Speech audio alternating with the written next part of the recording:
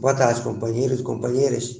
Eu sou Pedro Rosa, sou diretor do Sintuf, que é o sindicato aqui da Universidade Federal Fluminense, em Niterói. Dalila também, nossa advogada, vai se apresentar depois.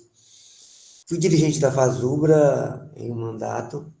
Estou retomando agora a direção do sindicato. Estive afastado por um período de 3 anos para tratamento de saúde, mas já estou há alguns anos na militância aqui na UF, né?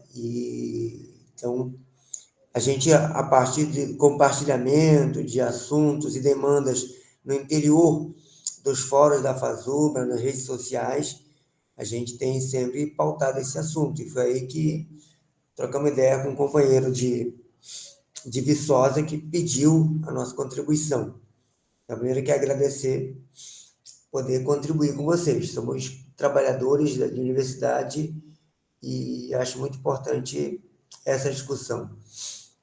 Eu queria trabalhar com 2 métodos aqui rápido. Vou tentar ser mais rápido com relação à contribuição da minha parte, fazendo um apanhado político-histórico, dividir com a Dalila, que ela vai aprofundar mais a questão que envolve a legalidade, porque esse é um assunto em uma manobra, argumentação em uma manobra dos reitores, em sua maioria, mas que, infelizmente, essa manobra é aceita aceita por uma parte dos militantes de vários sindicatos, inclusive da Fazubra, que é tentar dizer da ilegalidade, que não poderia ter 30 horas para todo mundo. Qualquer uma desculpa aí que a gente vai desenvolver melhor.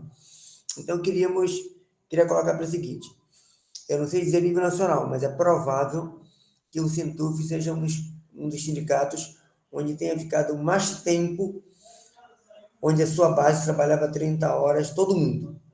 Eu entrei na vida sindical aqui em 2005 e já trabalhando 30 horas, e a história aqui vem desde o início da década de 80, para ter uma ideia, de 83, mais ou menos, 84, já se conquistou as 30 horas aqui. Os reitores da época, que a gente conseguiu entrevistar e tudo mais, usaram a argumentação de que cederam por reconhecer que o salário era muito ruim e foram autorizando informalmente a aplicação das 30 horas. Então, virou algo que era um fato real na vida da categoria, por décadas. A legislação só se torna mais explícita com relação a isso quando o advento do regime jurídico único. Não sei o que a Dedilha sabe antes disso, mas em 90 já tem uma legislação que já permitiria as 30 horas formalizada. Só que entre nós não havia uma formalidade do tipo assim, está autorizado. Na prática, todo mundo trabalhava 30 horas, então a gente não parou para brigar pela formalidade das 30 horas. Né? Todos os reitores faziam campanha, assumiam que iam respeitar, iam manter, então ia se consolidando isso de forma clássica e virava, inclusive, um espelho para vários sindicatos dizer, na Fluminense trabalha 30 horas. Essa tinha sido e sempre foi. Só que entra um reitor, né, acho que 2018, 2016 ele entra com a nítida intenção de acabar com a nossa carga horária. Um reacionário, e ele passa a dizer que tinha que instalar, dizer que era ilegal, e a intenção dele era instalar o ponto eletrônico. Ele forçou e provocou a justiça para que o Ministério Público e depois a Justiça obrigasse a ter um ponto eletrônico. De fato, depois a gente descobriu que foi uma movimentação por parte da própria universidade, dizendo que algumas pessoas não trabalhavam, não cumpriam carga horária, e forçou a ter um ponto eletrônico. Com o ponto eletrônico, a gente sabia que não tinha saída para nós, tinha que formalizar, porque não podia ser que de boca era trabalhava 30 horas, mas na hora de registrar o ponto eletrônico ia ficar 40. Então, assim, não ia ser os 40 que estariam no edital que a maioria fez o concurso. Então, isso ia dar um choque e podia dar uma dor de cabeça provável, e a gente começou a brigar para que se formalizasse. A partir daí, houveram as nossas mobilizações para convencer a categoria da justeza, convencer a universidade de que era justo, e, obviamente, a gente sabia que significava brigar contra o reitor, porque ele era nitidamente contra as 30 horas e queria acabar com ela. Então, a partir daí, a gente tomou atitude política que foi mobilizar a categoria. Muitas reuniões. A gente, quando a reitoria começou a instituir, que era formalizando prazos para instalar o ponto eletrônico, nós passamos a criar um clima de mobilização. Se a reitoria não recuasse, nós tínhamos que fazer greve. E a gente fez, sei lá, quase 100 reuniões de base para envolver as pessoas, para não se sentirem achando que estavam burlando a lei, porque para nós era assim, nitidamente legal, e nós tínhamos respaldo na legislação, inclusive decisões judiciais, que permitiria isso. A Dalila vai desenvolver essa parte.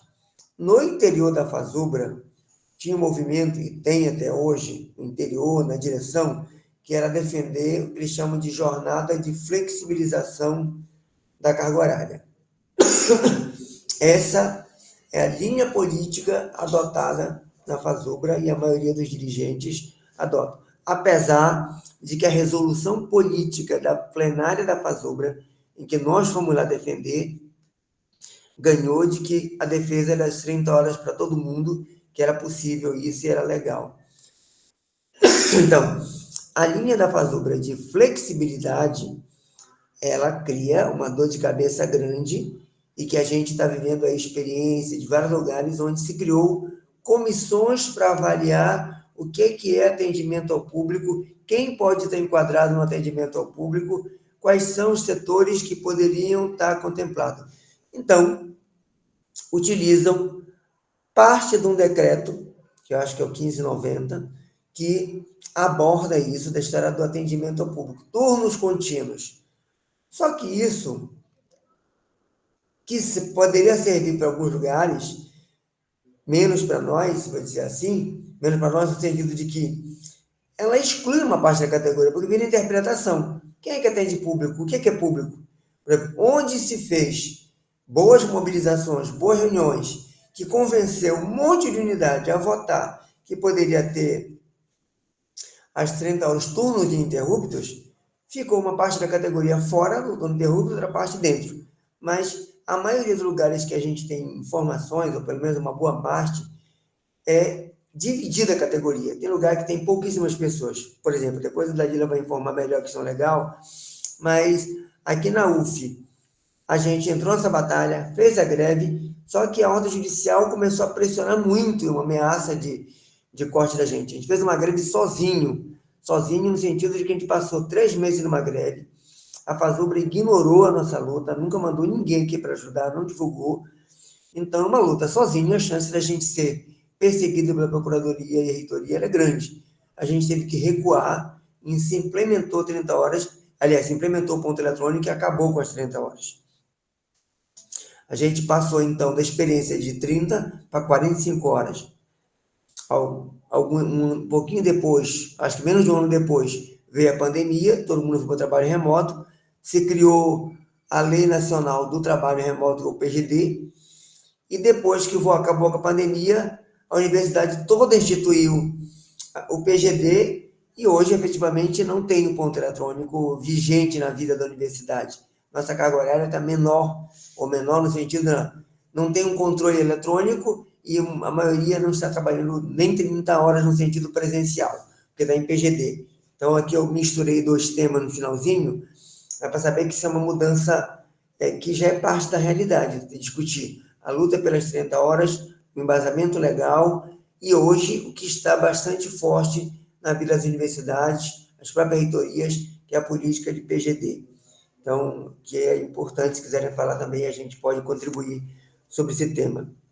Então, um pouco isso, para concluir, está ligado à predisposição política dos sindicatos de comprarem essa luta, envolver a categoria, mostrar que tem legalidade, pressionar a administração para reconhecer isso e, obviamente, ver as saídas para que não fique na disputa quem tem e quem não tem.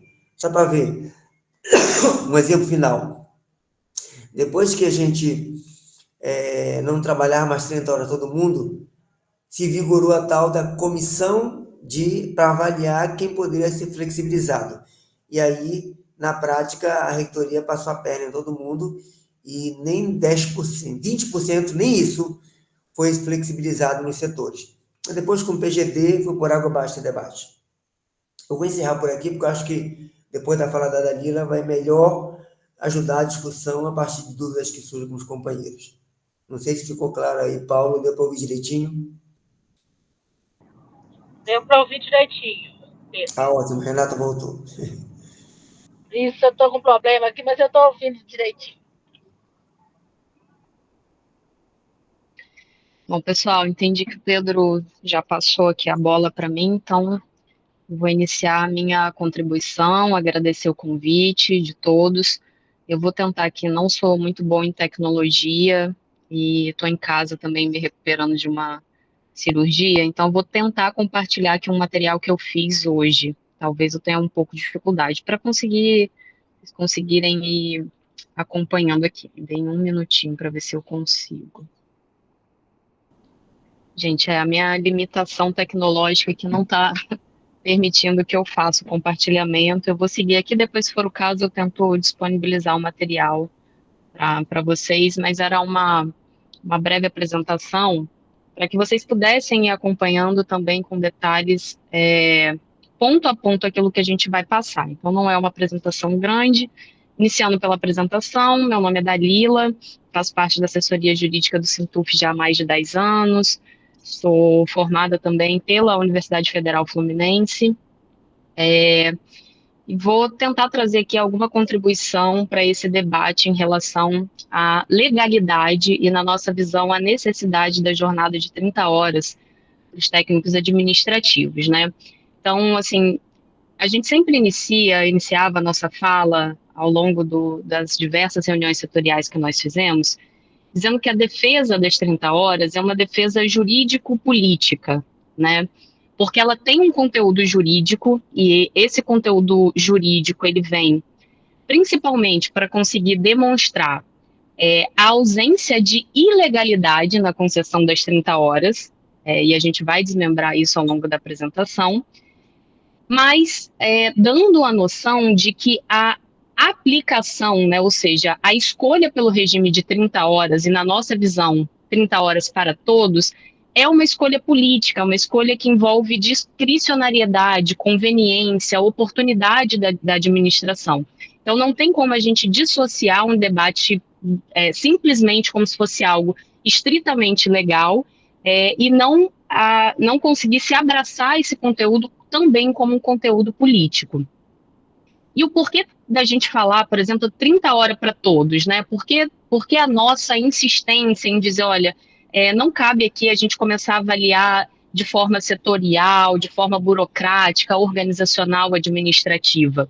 Porque a gente entende que a jornada de 30 horas, ela precisa ser uma política de gestão institucional, e não uma política, a grosso modo, dizendo de privilégio, né, ou de tentar instituir mais um elemento dentro da organização e da gestão institucional que diferencie cargos, que fira o princípio da isonomia, né, enfim, então que traga uma série de rechaços aí, de contrariedades à própria legislação que rege a carreira dos técnicos administrativos. Então, a gente diz que a defesa das 30 horas para todos é uma defesa jurídico-política e precisa ser entendida como uma política de gestão institucional. O objetivo aqui da minha explanação, curta e objetiva, é demonstrar que existe uma base constitucional, legal e infralegal para a aplicação das 30 horas para todo mundo, utilizar o próprio funcionamento institucional como parâmetro para a aplicação dessa legislação, enfrentar o falso argumento, né, de que, em razão de uma legislação que exige a implementação do ponto eletrônico, as 30 horas não seria mais possível, porque haveria, eventualmente, um edital de concurso que proíbe que você aplique 30 horas. Pedro citou ali, agora no finalzinho da explanação dele, por exemplo, essa nova política de gestão, que é o PGD, né? Então, isso já é claro, muitas vezes, na época que a gente fazia esse debate, não tinha ainda o PGD tão evidente para a gente mostrar que, a partir de uma vontade política da administração, era possível instituir uma determinada organização de jornada que não necessariamente trouxesse exatamente aquela previsão do edital do concurso, e trazer alguns precedentes e evidências de que a aplicação de 30 horas para todo mundo é plenamente possível. Então, assim, eu começo sempre falando, né, do topo, tentando mostrar, trazer para vocês a base constitucional, que é algo que parece que está sendo muito deixado de lado pelas administrações, né, pelas gestões das instituições de uma forma geral. Então, assim, existe um artigo constitucional, que é o artigo, né, já muito falado, famigerado artigo 207 da Constituição, que fala sobre autonomia universitária. E essa autonomia universitária, ela vem no âmbito administrativo, didático, científico e de gestão. Então, existe, ou seja, uma previsão constitucional colocada, e aí quando a gente fala dessa previsão, não é que a gestão ou que a escolha administrativa por uma determinada opção possa ser feito ao largo da legislação, não é isso, mas uma vez justificada, uma vez demonstrada diversos critérios, a administração não só pode, como precisa, e isso é algo que a gente vem percebendo na prática, né, as instituições, as reitorias abrindo mão, entregando de uma maneira muito fácil essa autonomia universitária nas mãos dos órgãos de controle, nas mãos, né, de decisões, na verdade, que não querem brigar pela manutenção dessa autonomia universitária. A gente tem também, constitucionalmente, a previsão do artigo 37, que traz alguns princípios que são aplicados à administração pública. Dentre eles, a gente tem o princípio da legalidade, a gente vai mostrar que tem previsão legal, a possibilidade de atribuição de 30 horas, e, para mim, a última previsão ali desses princípios, que foi incluído pela Emenda Constitucional 19, que é o princípio da eficiência, né, que mostra, na verdade, na prática, existem diversos estudos que demonstram o quanto a carga horária de 30 horas semanais ela nos traz uma eficiência maior, uma produtividade maior, uma menor utilização de licenças, né, do absenteísmo, que são os servidores precisando sair mais cedo, ou chegar atrasado, ou tirar períodos de licença. Então, assim, no final das contas, essa carga de 30 horas semanais, ela traria uma melhor prestação do próprio serviço público. Então, a base constitucional seria aquilo que traria o arcabouço, né, aquele grande guarda-chuva para a gente conseguir ir desmembrando por baixo, não só a possibilidade legal, mas, enfim, a razão maior de ter uma carga de 30 horas semanais, que, ao contrário do que muita gente diz, não é porque servidor público quer trabalhar menos, né? Então, isso também é uma falácia. A gente precisa dialogar com o público, a gente precisa demonstrar que essa necessidade dessa carga de 30 horas semanais em última instância, para atender um bem maior, e é um bem público, que é o princípio da eficiência, sobretudo. A partir daí, eu entro um pouquinho no próprio regime jurídico único, né, na Lei 8.112, que traz lá no artigo 19, né, eu trouxe ele aqui desmembrado para a gente conseguir entender as três partes que descrevem esse artigo 19. Então, o artigo 19, ele diz assim: os servidores cumprirão jornada de trabalho fixada em razão das atribuições pertinentes aos respectivos cargos. Isso é a primeira coisa que a gente precisa avaliar. Atualmente, né, e também na época que a gente enfrentou essa questão da briga pelas 30 horas, a gente muito discutia e batia na seguinte tecla: a gente não pode autorizar que a administração resolva fazer uma análise de carga horária, de jornada semanal, em razão de uma setorização da universidade, porque isso fere, inclusive, não é só que não tenha previsão legal, isso fere o que está disposto no próprio artigo 19, porque você cria uma forma de distinção entre os cargos, você fere o princípio da isonomia, você fere a própria redação do artigo 19.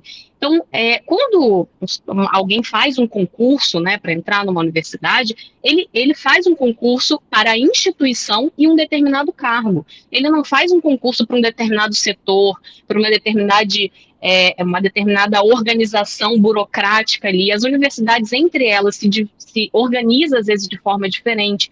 Então, é importante a gente destacar isso. O que a gente precisa avaliar é a composição macro, né? Ou seja, a razão das atribuições pertinentes aos cargos e que atende, em última instância, a essa instituição, a esse bem maior. A segunda parte da redação desse artigo diz que essa jornada de trabalho, que vai ser fixada em razão das atribuições pertinentes aos respectivos cargos, tem que ter respeitado a duração máxima do trabalho semanal de 40 horas. Então, ele não impõe aqui, necessariamente, um critério mínimo, e nem diz, ao contrário do que muitas vezes a gente via a Procuradoria ou a própria Reitoria dizendo, olha, até 8.112 impõe uma carga de 40 horas, e isso não é verdade. O artigo 19, né, tal qual ele está disposto e colocado lá no 8.112, ele apresenta uma duração máxima do trabalho de 40 horas. E logo em seguida ele fala, observado o limite mínimo e máximo de 6 e 8 horas diárias, respectivamente. Então, só na redação, né, simples do artigo 19, e aí relembrando que, de fato, a administração é vedado fazer tudo aquilo que não está previsto em lei. Mas a 8.112 já prevê essa possibilidade de fixar uma jornada semanal com o máximo de 40 horas, então poderia ser menos, observado o limite mínimo de 6 horas e máximo de 8 horas. A gente não precisaria, né, se quiséssemos, adentrar no mérito do decreto 1590, que é algo que a gente vai falar rapidamente, que a gente conseguiria, entre aspas, resolver o problema das 30 horas só trazendo a redação da 8.112. Mas a gente sabe que a gente vive na era da extrema regulamentação, dos atos precários, isso gera um caos na vida, não só dos técnicos administrativos, e cada vez mais, principalmente os órgãos de controle, vêm se valendo desse excesso de decreto, de legislação, de atos que são infralegais e que vêm, sob o pretexto de regulamentar algumas coisas, trazer novas previsões ali. Então, isso é um tema também muito rico, gente, não tenho nenhuma intenção de esgotar aqui, mas teria um amplo debate para fazer a respeito, inclusive, da legalidade desses tipos de decreto e atos normativos que vêm, muitas vezes, confrontar aquilo que não vem regulamentar, mas eles extrapolam seu poder regulamentador e inovam, muitas vezes, as previsões que estão contidas na lei. Mas existe um decreto, que é o decreto 1590 de 95, que foi alterado pelo decreto 4.836 de 2003, que em seu artigo 3º fala assim, especificamente, quando os serviços exigirem atividades contínuas de regime de turnos ou escalas, em período igual ou superior a 12 horas ininterruptas, em função de atendimento ao público ou trabalho no período noturno, então veja que ele vai fazendo, ou é uma coisa ou é outra, você pode ter necessidade de atividade contínua, de regime ou de turno de escala, em período superior a 12 horas ininterruptas ou em função de atendimento ao público ou trabalho no período noturno. Então, a gente sabe que a maioria das universidades atendem exatamente a esses critérios que estão dispostos aqui no decreto 1590. E aí ele fala o seguinte, nesses casos é facultado, e aí é a palavra-chave, e é por isso que o debate de 30 horas, ele é um debate jurídico, mas ele é um debate eminentemente político, porque a gente precisa de uma manifestação de vontade, é um ato discricionário, a gente não tem como, é muito difícil, né, para a parte jurídica entrar com uma ação e ter garantido o direito a 30 horas, porque ele não é um ato obrigatório, ele é uma faculdade. Então, essa disposição do artigo fala, é facultado ao dirigente máximo do órgão ou entidade autorizar os servidores a cumprir jornada de trabalho de 6 horas diárias e carga horária de 30 horas semanais, devendo-se, nesse caso, dispensar o intervalo para refeições. A gente sabe que quando a carga semanal, a carga diária ultrapassa 6 horas, a gente precisa de 1 hora de intervalo intra-jornada. Então, a previsão está aqui, a complementação do artigo 19 da 8.112, que nem seria necessária, né?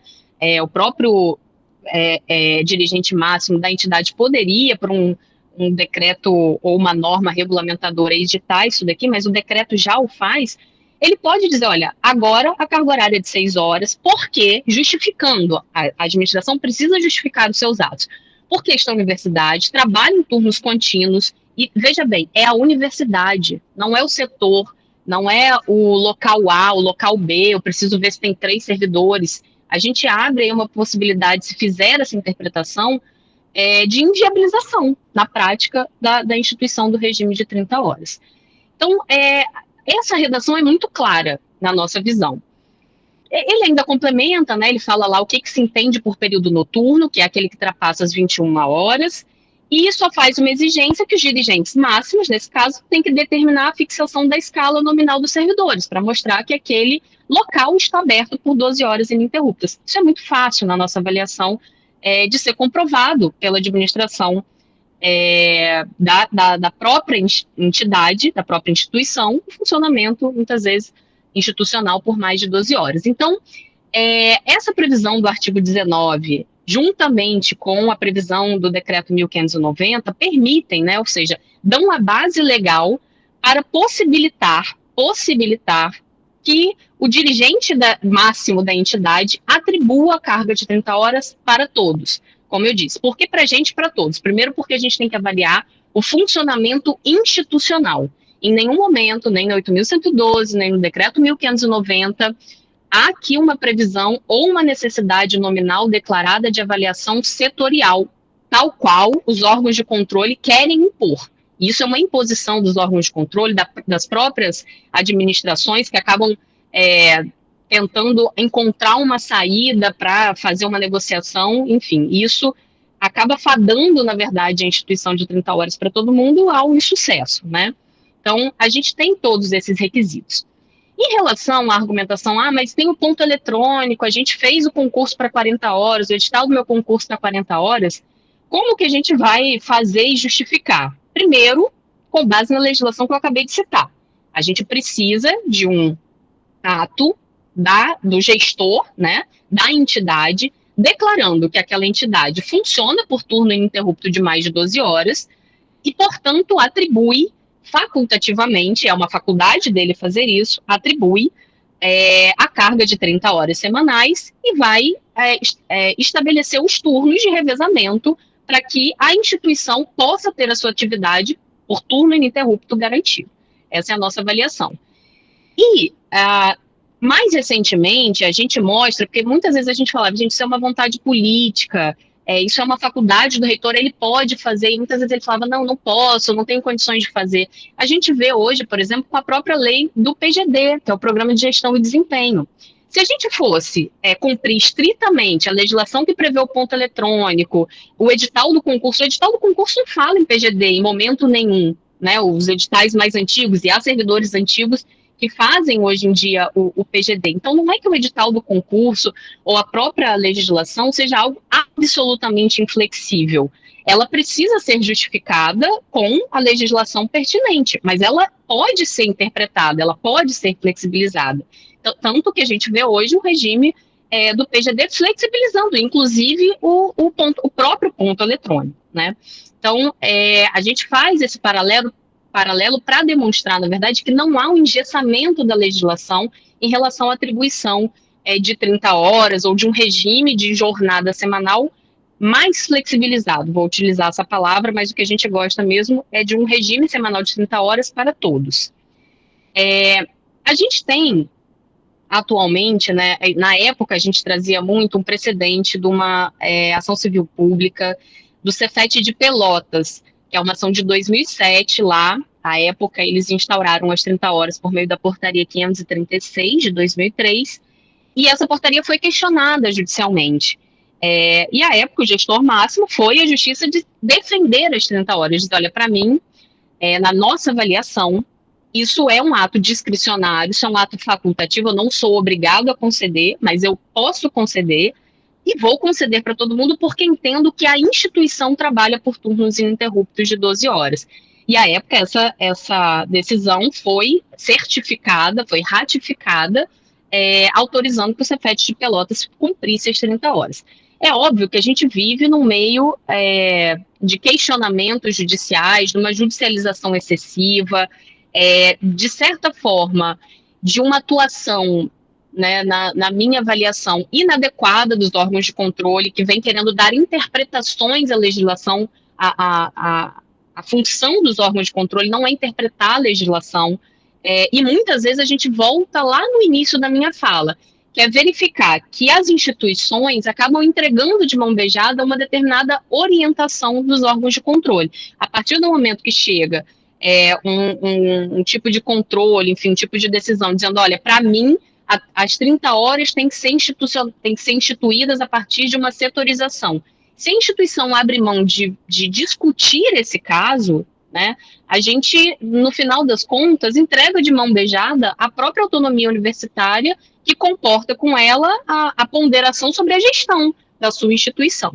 Então, a gente tem precedência, o Pedro citou o caso da UF, que cumpriu mais de 30 anos as 30 horas. Não temos dúvidas que a perda das 30 horas não se deu por uma questão estritamente legal, se deu também por uma questão política, e a gente precisaria de muito tempo para debater aqui, porque a gente tem carência de concurso público, a gente tem hoje um STF que autoriza a terceirização em massa, então a gente tem uma escassez de mão de obra cada vez mais recorrente, e a gente precisa ampliar o máximo a carga horária e muitas vezes a produtividade, por isso também o PGD, né, flexibilizando todas essas regras que eles diziam que não poderiam flexibilizar, para conseguir dar conta de necessidades aí que não são supridas, na verdade, por razões outras, que não são necessariamente a ausência de possibilidade legal de instituição de uma jornada flexibilizada para todo mundo.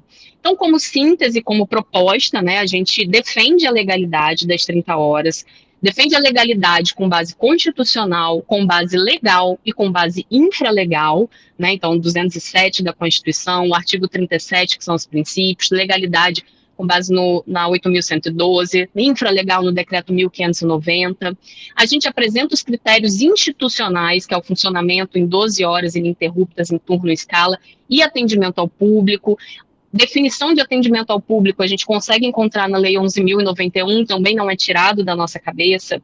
Existe uma certa coerência com o que hoje a gente chama do PGD, que é uma gestão por resultado, então a gente atende a um princípio da eficiência, a gente vê servidores menos adoecidos, menos licença, a gente tem uma série de trabalhos que demonstram, na verdade, uma eficiência maior dessa jornada semanal. E, por fim, a gente diz, olha, é um tema que é jurídico, que é legal, mas ele tem um caráter político que não se dissocia da discussão. Então, é necessário que haja um ato do dirigente máximo da universidade para que implemente as 30 horas, que é uma faculdade desse gestor. Então, mesmo que a sua instituição funcione dessa forma, se ele não quiser instituir, a legislação prevê essa faculdade efetivamente a ele. E aí trouxe alguns anexos aqui que eu posso disponibilizar depois para as pessoas consultarem, né, que são algumas portarias, o próprio precedente que eu citei de Pelotas, para que vocês possam ter uma noção. Já é uma luta antiga, né, hoje está um pouco deixada de lado, ou um pouco mais apagada em função do PGD, que é algo mais novo, que vem sendo instituído e que vem atendendo aí a outras necessidades. Então, era a contribuição que eu queria passar para vocês.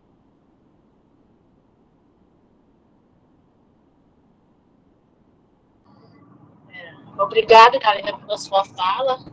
E a gente tem várias perguntas no chat que a gente queria que você e o Pedro falassem para nós sobre algumas dúvidas que a gente tem. Eu estou lendo aqui, me permita, Dalila, como a gente teve a oportunidade de, na vivência aí da nossa greve, no desafio de defender as 30 horas, fazer muitas reuniões e muitas discussões, a gente foi aprendendo junto. Então, eu vou me atrever aqui a responder algumas coisas, todas são bem parecidas, assim, dos debates que a gente enfrentou aqui. A Renata pergunta sobre a questão do atendimento ao público, é algo que preocupa nós, que é de laboratório. Então, um dos debates do decreto que fala do atender ao público, porque a pergunta toda vai ser o seguinte, o decreto, ele está se referindo, quem é que tem que explicar? Quem tem que explicar para o público é o chefe do departamento, é o diretor da faculdade ou é o reitor?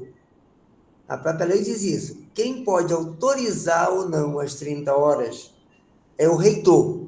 Então, mesmo que o diretor, o chefe imediato, seja ultradefensor das 30 horas, ele não tem o poder de dizer se vai autorizar ou não.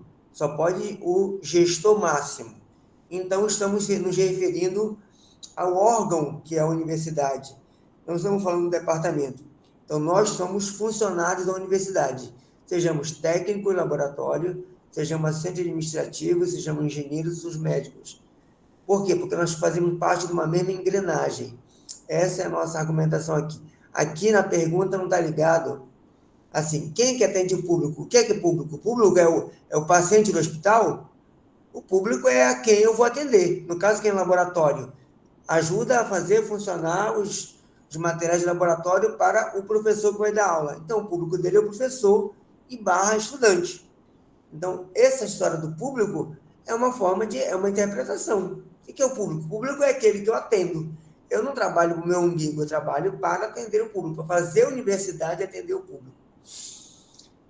Esse é o entendimento nosso, ou seja, a palavra público, eu posso estar falando do paciente do hospital, do estudante que é atendido no balcão, do professor. Então, todos eles são aqueles que eu dou suporte para fazer a universidade funcionar. Esse é o público. Segundo, Pode também interromper um minutinho, Pedro? Posso. Só porque a UFV está dando a entender que cada setor ela está analisando de forma individual. Por isso que eu fiz essa pergunta para você. Porque teve casos que ela deu deferido e indeferido, analisando de maneira individual aquele local. Claro. É por isso que nós, Sintuf, nós, Corrente Política Combate, somos contrários a essa leitura das comissões que são criadas para avaliar a flexibilização, porque elas estão inventando coisas. Não existe, inclusive, a lei, o que é público, é uma definição que ou está na legislação no modo geral, entender público, porque fala no PUC, lá atrás falar do público no modo geral, mas público o que é que eu sou? Eu sou parte de uma engrenagem. Eles inventam que público é só aquele que está lá no balcão. Não, se eu não atendo aquele do balcão, eu não atendo o público. Que doidice é essa? Mas, para fazer funcionar os suportes, vou chamar de internos, eu sou parte daquilo que faz atender ao público, que é o departamento, a unidade, é a universidade que atende o público. Segunda questão é, a partir do conhecimento de vocês, tais de nível C, tem algum impedimento? Não tem nada a ver. A questão dos cargos, diversos cargos, não tem, nem mesmo decretos ruins, não fala da questão de cargo extinto, se pode ou não pode ser flexibilizado. Como os tais que são únicos em seus setores. Aí é o debate sobre turno de interrupto, né? Por exemplo, por que a gente questiona? A legislação que fala do turno interrupto, ela fala o seguinte, quem é que está funcionando de forma ininterrupta? A pergunta é a universidade. Tanto que se for o seguinte, alguma universidade funciona menos de 12 horas por dia? É possível que alguma universidade no interior do país funcione só um turno, mas deve ser uma raridade. No geral, elas funcionam de 7 da manhã até as 22 horas. E se tiver hospital, 24 horas. Essa é a característica da universidade. Então, no mínimo, se eu pegar só a vida acadêmica de forma direta, se algumas que não têm universidade, hospital, eu acho que de vocês não tem, Viçosa, seria, no mínimo, seria de 7 às 22. Esse é o comum para atender, funcionar. Por que eu falo isso? Porque o decreto, eles não falam é um decreto dirigido às universidades. Ele fala do serviço público. Se eu pego o INSS, ele não atende ao público 12 horas, nem 10 horas. Então, ele não é aberto ao público 12 horas. E olha que tem regras que já autorizam carga horária de 6 horas para o INSS. Mas, pelos decretos, órgãos como o INSS, Ministério da Fazenda, não atendem o público 12 horas. Ele pode pegar todos o órgão para o público não atende, a universidade atende. A Geisa diz que não tem substituto no laboratório. É o mesmo debate que estamos fazendo. Se eu falo de que tem que abrir cada sala 12 horas, cada laboratório 12 horas, vai ter uma parcela grande que não vai atender. Qual é a argumentação que a gente fala? De companheiros, nós, sindicatos, nós, militantes, trabalhadores, queremos que toda a universidade funcione 12 horas por dia, 24 horas por dia. Não tem nenhum problema. Se o governo autoriza concurso, ótimo, as bibliotecas vão ficar abertas, vai ter aula de manhã, de tarde e de noite. Este é uma defesa nossa que funcione brilhantemente. Se não funciona, é porque não tem gente suficiente e quem autoriza é o governo. Não posso ser eu individualmente penalizado. Então, quando a gente fala do abrir de forma ininterrupta, é que estamos falando de o funcionamento do órgão. Mas se eu pegar, as faculdades funcionam de forma direta. Elas não fecham meio-dia, tudo, e fecha a sala e todo mundo. O que acontece é que, dentro das universidades, faculdades, dos centros, você tem, às vezes, um departamento, um laboratório que tem uma pessoa, ou às vezes nenhuma. Tem vários laboratórios que não tem ninguém para atender. Então, independente, porque o governo não autoriza. Então, o debate sobre abrir de forma ininterrupta é o órgão para o público, não é o departamento do laboratório. Dúvida: quais foram as maiores limitações no processo de implementação da. Aqui na UF, a gente não teve, como eu falei para vocês no início, a gente conquistou as 30 horas. Quando eu entrei no movimento sindical aqui, um ou outro lugar não trabalhava 30 horas, que era alguns campos do interior. Tinha chefe abusado, autoritário, que exigia as 40 horas. A gente brigou politicamente para ter autonomia. Daí depois, quem estava no estágio probatório, havia uma pressão, um assédio moral para que a pessoa trabalhasse 40. A gente teve que fazer briga política para que garantisse o tratamento igual. E assim foi. A gente só se perdeu quando forçaram a ter um ponto eletrônico sem nenhuma regulamentação. Então, o reitor não utilizou. Por isso que a gente fala, a lei não diz vai ter 30 horas. Ela diz é permitido o gestor autorizar. Essa é a discricionalidade que tanto fala o Dalila. Tanto que ela coloca no Vitor aqui, as legislações claramente autorizam as 30 horas. Então, é essa que fala o Vitor, exatamente isso. Aqui volta novamente o debate do atendimento ao público, pela Silvia, ela coloca aí a questão do atendimento ao público, que eu que citei, a Dalila pode complementar. Sobre a questão da remuneração. Autoriza as 30 horas, mas garante tal carga horária com a mesma remuneração. A questão é a seguinte, quando o Fernando Henrique governou, ele criou um decreto que falava de pode reduzir a carga horária desde que baixe o salário, a remuneração proporcionalmente. Essa lei ainda existe, mas ela é outra lei, não tem nada a ver nem com a jornada de modo geral, eu nem sei se ainda existe, a Dira pode me dizer. Mas há uma lei que fala de redução, do tipo assim, independente se o reitor quer autorizar aqui na UF a minha carga horária, eu posso pedir a redução da minha carga horária. Quando eu peço individualmente a redução, ela reduz a minha remuneração. Se eu individualmente peço, se o reitor autoriza as 30 horas para todo mundo, ou para coletivamente com política de gestão, aí não teria redução de carga horária. Essa é a interpretação. Dalila aí, por favor, me ajude se precisa de alguma coisa a mais. E, desculpa, companheiro, só para usar o seguinte, sempre que entrar nesse debate por aí, com relação a pode, a lei ou não, e o povo adora usar isso, utilizem o processo de Pelotas. Ele é muito bom. Eu já mandei a cartilha, eu acho que foi para a Renata, se não tem, eu posso mandar aqui, nós temos aqui, mas tem no site do Sintuf, está lá a cartilha. A gente pode mandar também a legislação. Por quê? Porque onde os chefias de lá e também a Procuradoria entrou questionando as 30 horas, o reitor teve a coragem de bancar e dizer, aqui a legislação define que eu tenho o poder de garantir as 30 horas. Essa é a decisão. E autorizou. Voltou para a Justiça, a briga na Justiça, quem pode e quem não pode, e a Justiça dá este poder ao reitor e reafirma aquilo que nós chamamos de autonomia. Então, a única decisão no Brasil sobre esse tema é essa. Não tem nenhuma outra decisão sobre esse tema que diga não pode, é proibido. O que não diz assim, vai ser 30 horas, diz o reitor está na autorização de autorizar, garantindo a história de estar aberto ao público, garantindo a publicização de uma escala de trabalho, mas é isso, ninguém está escondendo onde trabalha, a garantia de 30 horas que é o que é principal. É isso, Dália. O Pedro e Dália, deixa eu aproveitar aqui, dentro disso que vocês falaram, A doutora Dalila, ela disse, né, que, muito bem falado, quando a gente entra para o serviço público, a gente presta um concurso para a instituição e não para um determinado setor, né?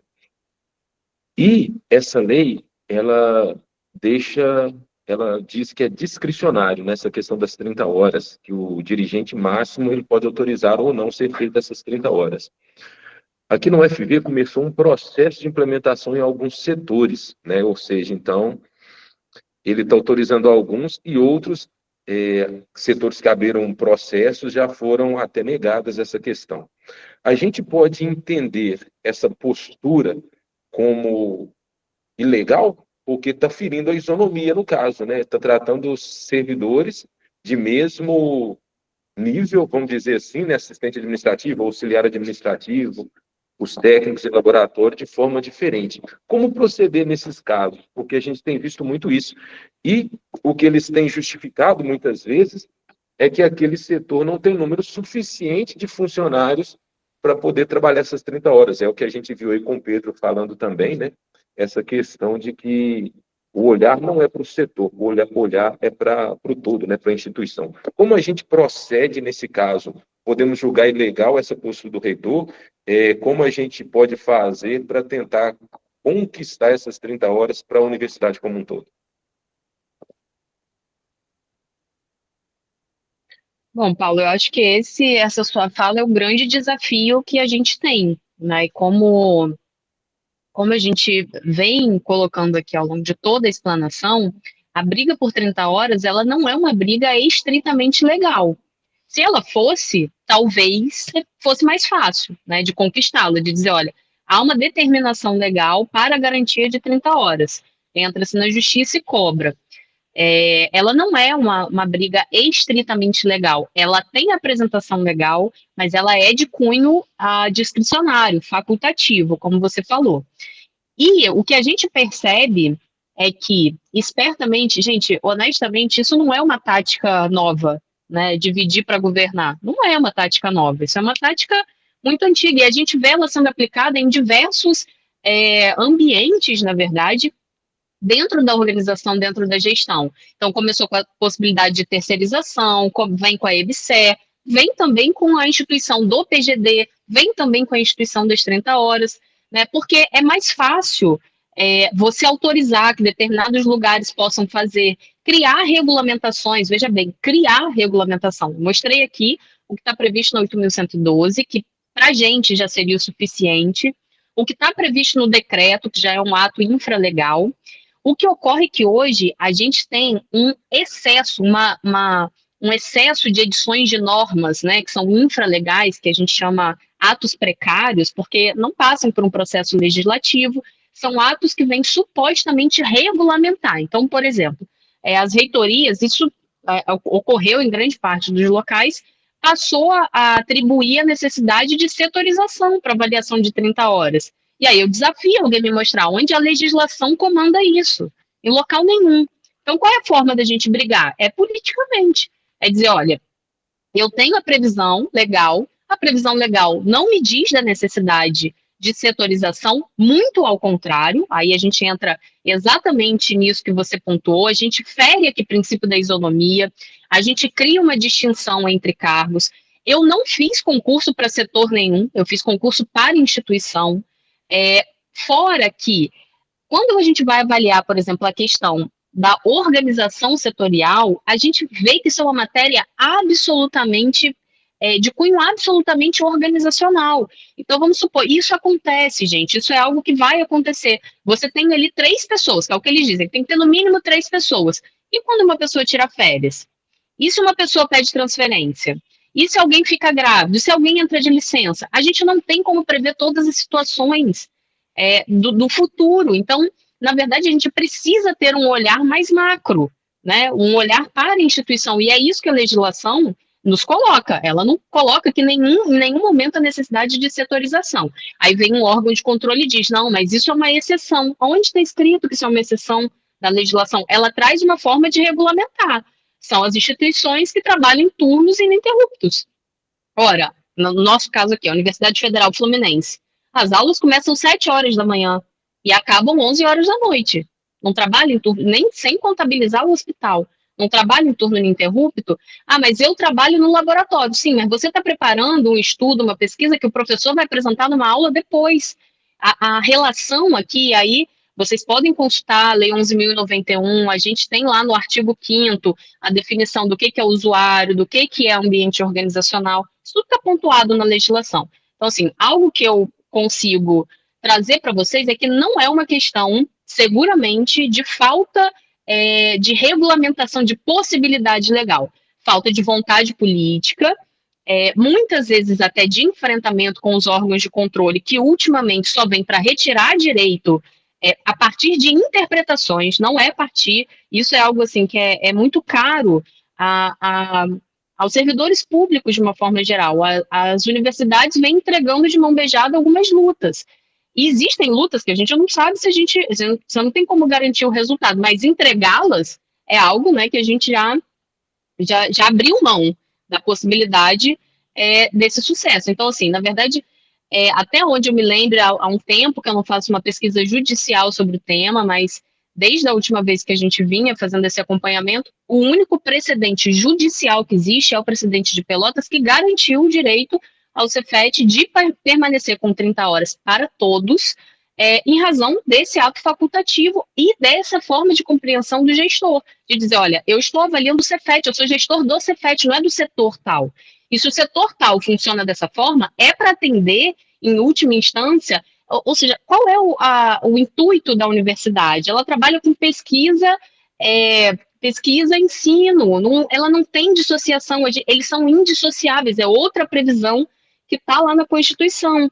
Então, assim, é uma tática velha, né? A gente divide e governa, e a gente vai enfrentando batalhas aos poucos ali. Então, a forma que tem é demonstrar que não existe essa necessidade legal em nenhum momento, né? A legislação propõe isso. Eventuais normativas infralegais, que são atos precários, que podem ser editados e reeditados a qualquer momento, eles podem existir, mas aí é uma pressão por dizer, olha, a gente não aceita esse ato, isso é um ato infralegal que está vindo se sobrepor à disposição da lei. Não é isso que a legislação exige. E o que a gente está exigindo, até para finalizar aqui, entrar numa dúvida que colocaram sobre a possibilidade de redução da carga horária, existe uma diferença entre o processo de jornada de 30 horas semanais para todos, primeiro porque a gente garante isonomia, então a gente não pode tratar um mesmo concurso, um mesmo cargo, porque eles estão sentados em cadeiras diferentes, tendo carga horária diferente, porque a gente acaba tendo uma remuneração diferente para isso, e tem que ser um ato do gestor máximo, porque ele atribui a sua carga de 30 horas, né? Não é uma solicitação sua. A sua solicitação, e aí eu estou dizendo, gente, não, até onde eu conheço, não existe ainda nenhuma atuação dos órgãos de controle dizendo que os processos de flexibilização setoriais têm que ser entendidos como redução de carga horária. Mas eu não duvido, vendo como esses órgãos de controle, né, vêm atuando. Hoje, muitas vezes, a gente pega processos aí, enfim, revisões de atos de aposentadoria, etc., de pessoas que estão aposentadas há 10, 15 anos. Então, não sei se daqui a 10, 15 anos, um órgão de controle X fala, não, para mim, esse pedido aqui individual da pessoa de cumprir 30 horas é um pedido de redução de carga horária. Isso não foi autorizado, isso não foi uma gestão, isso não foi uma política de gestão, isso foi uma interpretação individual daquele local. A legislação não me fala isso. Então, além, né, de ser uma possibilidade, na nossa avaliação, 30 horas tem que ser uma política institucional de gestão, não uma concessão de direito, de privilégio para um ou outro, inclusive possibilitando que futuramente, não sabemos, isso venha a ser questionado como uma solicitação de redução de carga horária com redução de vencimento. Doutora Dalila, então deixa eu aproveitar esse seu final aí. Então, você não aconselha, no caso, que o que está acontecendo também dentro aqui da UFV, alguns setores abrindo processos individuais para aqueles setores ali, para essa jornada de 30 horas. Então, pelo que você disse, você aconselha, então, uma união desses setores para que todos lutem igualmente para que a reitoria faça esse decreto autorizando essa implementação, então, para 30 horas. Todos aqueles que não foram contemplados se unirem para pressionar a reitoria para que ela para que ela autorize essa flexibilização e não individualmente, como tem acontecido então. É isso mesmo, né? É isso, é isso. A ideia era essa. Obrigado. Paulo e Renata, companheiros, a gente pode disponibilizar o que nós temos de material aqui para vocês. Se quiserem socializar, distribuir, usar parte, fiquem à vontade.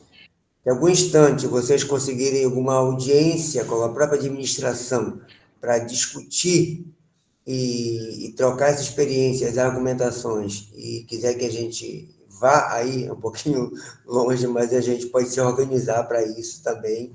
A gente já fez isso, a gente acha que essa é uma tarefa, que essa troca de experiência pode acontecer. Se quiser fazer administração com a gente online também, podemos fazer, a gente se propõe. O ideal é também envolver os sindicatos, as comissões que existem, para que todo mundo tenha uma só voz, que a tendência comum, os reitores, é instituir essas comissões para avaliando pedaço por pedaço, obviamente que vira uma relação quase que de favor. Ah, não, contemplei aquela unidade e eu quero que a pessoa fique na minha mão. Fique com medo, inclusive, de reclamar alguma coisa, senão vai ser colocado para fora daquela unidade que tem 30 horas para trabalhar em outro lugar que tem 40. Então, vira também um instrumento de assédio institucional. Eu digo só para saber que quando a gente combateu aqui, de que essa história de avaliação setor por setor, eu criaria no mesmo ambiente diferente carga horária e de um prédio para o outro também diferença.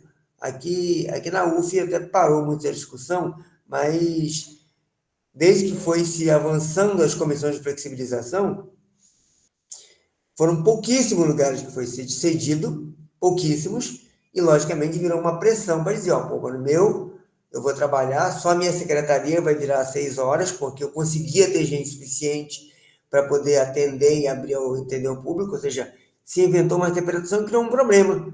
Dentro da mesma unidade, companheiros que têm a mesma função, mesmo salário, com carga horária distinta.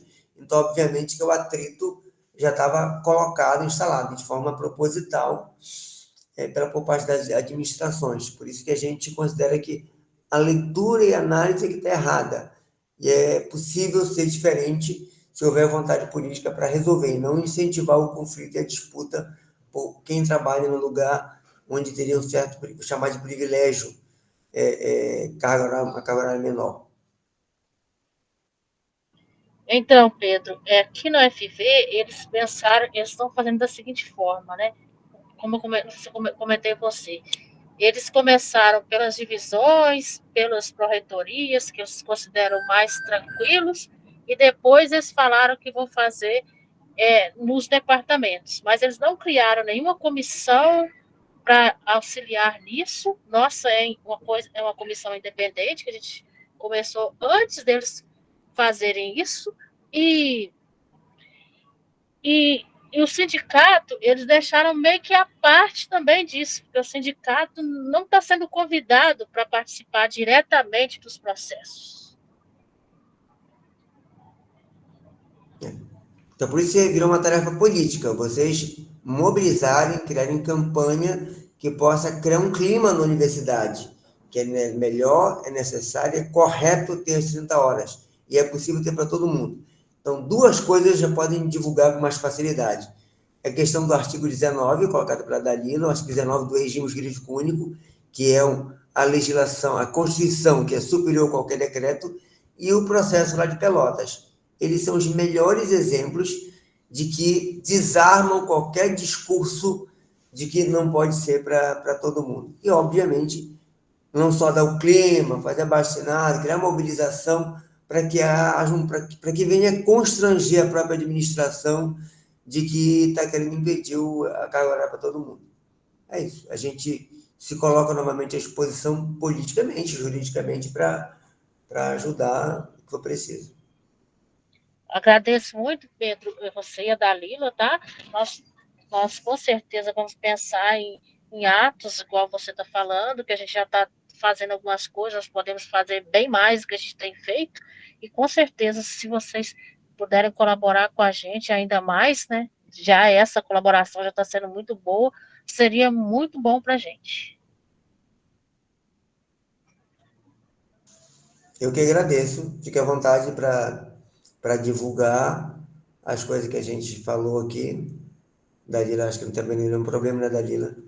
E, Não, não. obviamente, utilizar os nossos links, materiais, se colocar lá no site do Sintuf. Qualquer coisa também pode me pedir a parte que eu procuro as coisas aqui que possa ajudar na, na elaboração, nos exemplos que a gente tem.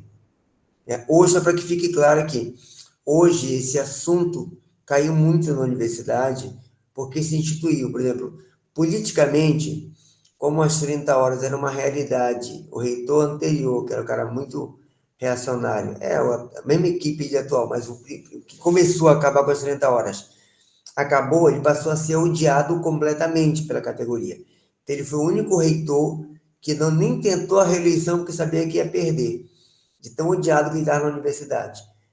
E depois, o outro agilizou para que tivesse PGD em alta e larga escala. O PGD aqui na UF / teletrabalho tem 80% das pessoas estão dentro do PGD aqui. Só o hospital não está no PGD, mas também está trabalhando 30 horas, não trabalha 40 horas.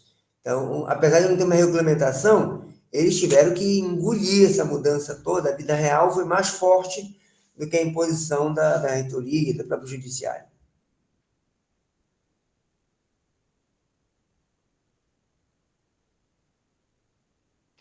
Gente, eu acho que era isso, assim, o debate, ele é mais amplo mesmo, em termos legais, a gente não tem uma enormidade de coisas para trazer, ele é bem direto, ele é bem sucinto, e é uma discussão, né, volto a dizer, de política institucional, que tem previsão legal, sim, para institucionalizar, né, 30 horas para todo mundo, mas que depende de uma manifestação política e de uma vontade, de fato, da gestão. Então, permanecemos à disposição, agradeço o convite, e era isso.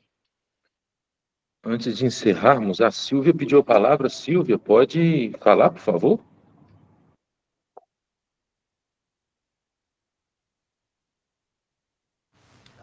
Boa tarde a todos e todas. Agradecer a presença de todos vocês, agradecer muito a presença do Pedro Rosa e da doutora Dalila Pinheiro. Eu queria só prestar um esclarecimento, gente, porque no início da reunião, parece que houve um mal-entendido aí, que algumas pessoas questionaram a respeito do início da reunião. Na verdade, vocês receberam 2 convites. Os representantes departamentais de técnicos receberam 2 convites. Um pelo e-mail do GEV30, eu até vou compartilhar a tela aqui para vocês verem.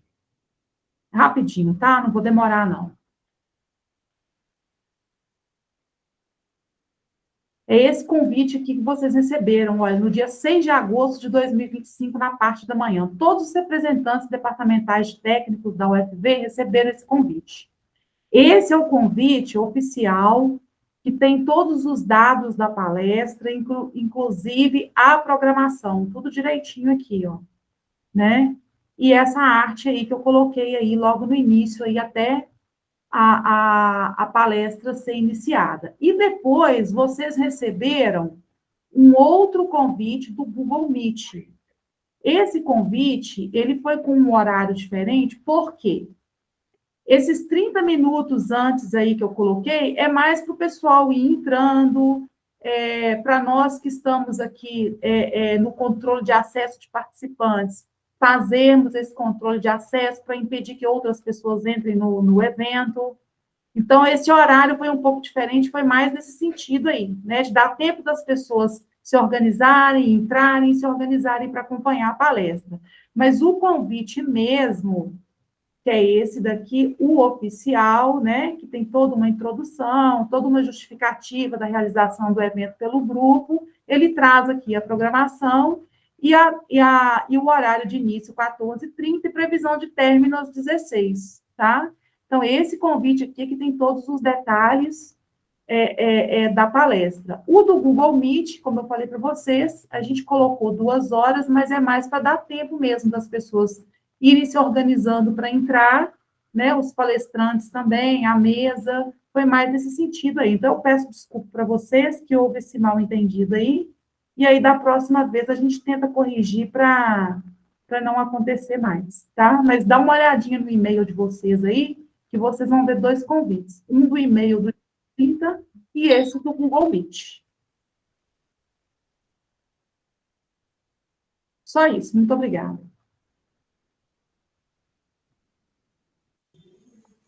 Obrigado, gente. É isso. Vocês são pontuais, inclusive, para Então, encerrar. nós queremos, então, né, em nome do GEV30, agradecer ao Pedro Rosa e à doutora Dalila pela disponibilidade em participar com a gente, né, dessa transmissão. Foram esclarecidas, com certeza, muitas dúvidas, né? E, com certeza, vai nos ajudar muito aqui nesse processo que nós estamos vivendo na UFV para essa implementação, né, das 30 horas. Então, eu passo a palavra, né, para o Pedro Rosa e para a doutora Dalila, se quiserem fazer as considerações finais, e desde já agradecendo, né, e podem ter certeza que nós vamos querer contar muito com vocês também nesses passos, nesses próximos passos que forem dados aqui na instituição, na UFV. Muito obrigado mais uma vez, obrigado a todos aí pela presença também, a todos que se esforçaram para poder estar junto da gente nessa reunião, para podermos entender um pouco mais, né, de como foi esse processo lá na UF, para que a gente possa também, à mesma maneira, nos unir aqui para podermos conseguir também essa conquista, né, para todos nós aqui na UFV. Então, passo a palavra para o Pedro Rosa e para a doutora Dalila, se quiserem fazer as considerações finais, e desde já agradecendo. Muito obrigado.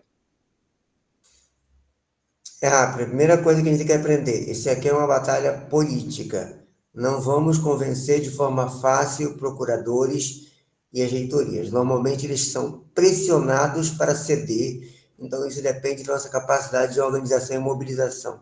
Segundo, é fundamental que seja nacional, então que vocês vão à Assembleia do sindicato de vocês, cobrem posição, cobrem que a Fazubra nacionalize essa luta e a exigência de que se respeite essa discricionalidade e o artigo 19 do regime jurídico único, porque isso para nós é o base principal para ganhar. E, exatamente porque não é simples, nós vamos nos colocar à disposição, trocar debates, trocar experiências e se ajudar na mobilização. É isso, a gente fica no aguardo de qualquer contato que precisar, ok?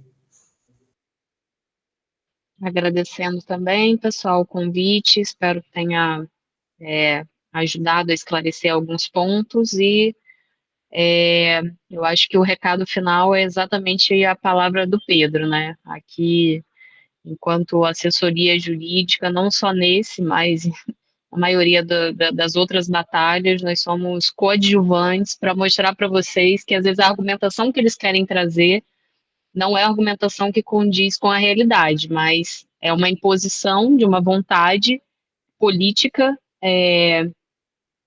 que não precisaria ser efetuada daquela forma. Então, é muito mais no sentido de esclarecer que há caminho, mas que esse caminho depende efetivamente de uma vontade, de uma necessidade de gestão que esteja mais voltada, com olhares assim mais específicos para qualidade de vida dos servidores e para a eficiência do serviço público.